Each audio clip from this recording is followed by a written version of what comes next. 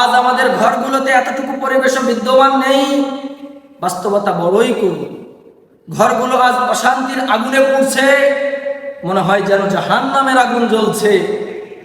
ক্ষোভ, হতাশা, লোভ, হিংসা, মারামারি, কাটাকাটি, হারাম ভালোবাসা, ঘরে ঘরে পরকিয়া, এসবই হচ্ছে বর্তমান সমাজে কি? এসবই হচ্ছে বর্তমান সমাজে দিন পরিচালিত না থাকার কারণে।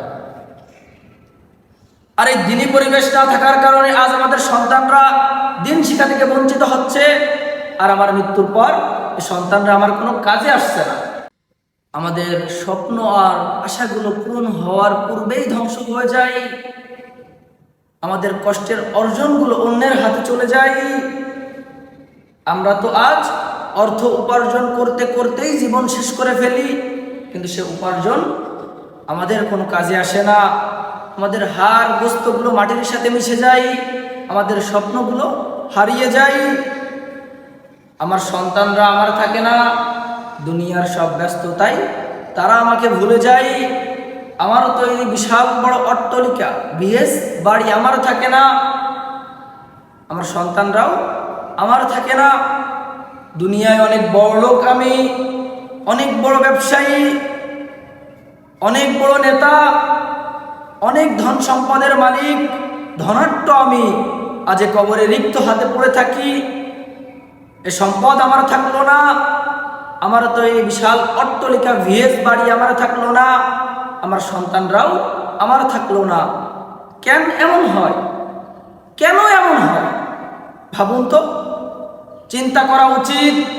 এ সম্পদ তো আমার জন্য পরকালের মুনাফা হতে পারত যদি সম্পদের সুষ্ঠু ব্যবহার হতো।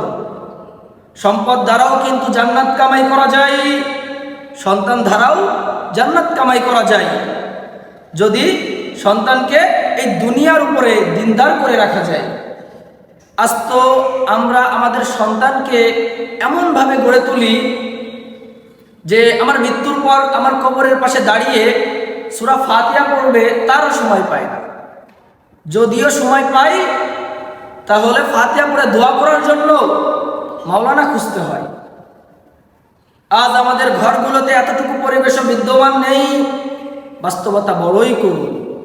ঘরগুলো আজ অশান্তির আগুনে পুড়ছে, মনে হয় যেন জাহান্নামের আগুন জ্বলছে।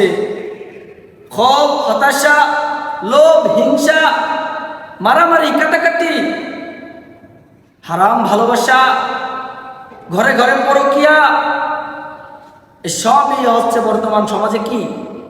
এসবই হচ্ছে বর্তমান সমাজে দিন পরিচালিত না থাকার কারণে। আর এই দিনী পরিবেশ না থাকার কারণে আজ আমাদের সন্তানরা দিন শিক্ষা থেকে বঞ্চিত হচ্ছে। আর আমার মৃত্যুর পর এই সন্তানরা আমার কোনো কাজে আসছে না। কুরআনুল কারীমে বলা হয়েছে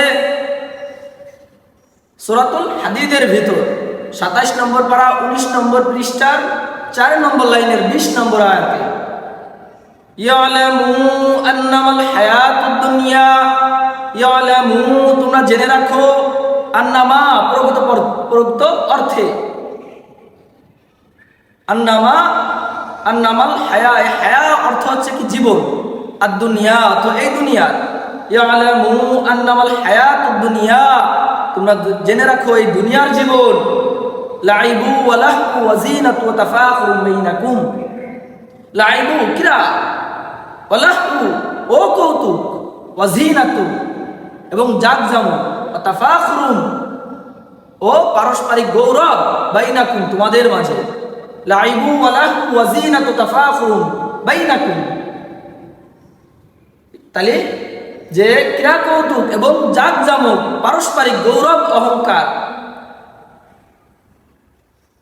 ইয়ালামু আন্নামাল হায়াতুদ দুনিয়া লাইবু ওয়া লাহু ওয়া জিনাতু ওয়া তাফাখুরুম বাইনাকুম ওয়া তাকাসুরুম ফিল আমওয়ালি ওয়াল আওলাদ।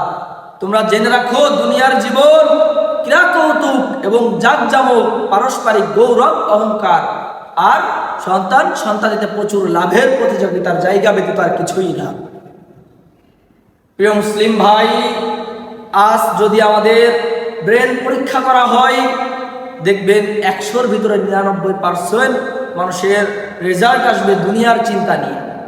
আজ আমি আপনি দুনিয়ার চিন্তা ছাড়া কিছুই করতে পারি না, দুনিয়ার ভাবনা ছাড়া কিছুই ভাবতে পারি না। আজ আমাদের ব্রেনের ভিতরে কিন্তু দুনিয়া দুনিয়া দুনিয়া ছাড়া কিছুই আসে না। হাদিসের ভিতরে বলা হয়েছে হুব্বুদ দুনিয়া রাসু কুল্লি খতিয়া, দুনিয়ার মুহাব্বত সমস্ত গুনাহের মূল। কিন্তু আজ দেখেন আমরা দুনিয়ায় কিভাবে বিরাট বড় বাড়ি করব, কিভাবে অনেক ধন সম্পদের মালিক হব, কিভাবে গাড়ি কিনবো, কিভাবে বাড়ি করব, কিভাবে জায়গা জমি কিনবো, এগুলোই সারাদিন কিন্তু ভাবি। এগুলো ছাড়া কি আমাদের চিন্তায় আমাদের ব্রেনটে কিছুই আসে না। কিন্তু আমাদের কিন্তু ভাই একটা কথা মনে রাখতে হবে, আমাদের সবাইকেই কিন্তু কি শেষ পরিণতির মুখোমুখি হতে হবে।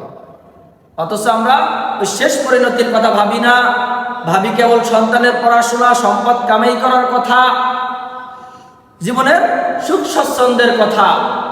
সকল শক্তি ও মেধা ও সামর্থ্য সব এ পথেই মিলিয়ে দেয়। অথচ দিনের পথটা কঠিন কিছু ছিল না, দিনের রাস্তাটা কঠিন কিছু ছিল না। এখানে আমি বিপদে পড়লে আমার পাশে দাঁড়ানোর মতো আমার পিতা মাতা, স্ত্রী, সন্তানরা, আত্মীয় স্বজনরা আছে। কিন্তু সেদিন তো খুবই কঠিন, যখন আমাকে বাঁচাতে পারবে না আমার পিতা মাতা, বাঁচাতে পারবে না আমার সন্তান, স্ত্রী, যখন চিকিৎসক আমার পাশে দাঁড়িয়ে বলবে এখন তো তোমাকে আল্লাহর হাতে ছেড়ে দিতে হবে, যখন আমি দ্রুত শ্বাস নিতে থাকব, যখন আমার প্রাণ আমাকে ছেড়ে বেরিয়ে যেতে উদারত হবে, সে সময়টা তো বড়ই কঠিন। প্রকৃত অর্থে তখনই আমি কারো সাহায্যের মুখাপেক্ষী হব। তখন যা আমাকে সাহায্য করবে সেটাই প্রকৃত সাহায্য। এই দৃশ্যমান সবকিছুই আস্তে আস্তে আমার দৃষ্টির আড়াল হয়ে যাবে। দৃষ্টির আড়াল হয়ে যাবে আমার তৈরি বিশাল অট্টালিকা, ভিএস বাড়ি, গাড়ি, আমার সন্তান, আমার স্ত্রী। তুমি চলন্ত জানাজার দিকে তাকিয়ে দেখো, জানাজাটিকে কথাই বলে এই পৃথিবীটা আবাদ্যযোগ্য নয়, ধ্বংসযোগ্য। জানাজাটিকে কথাই বলে এখানে থাকার জায়গা নয়, চলে যেতে হয়। এটা হাসার জায়গা নয়, কাদার জায়গা। এখানকার নিবাস ধ্বংস হয়ে যায়, এখানকার ঘর নিচ্ছিন্ন হয়ে যায়, এখানকার সম্পদ হারিয়ে যায়, এখানকার সম্পদ লুট হয়ে যায়।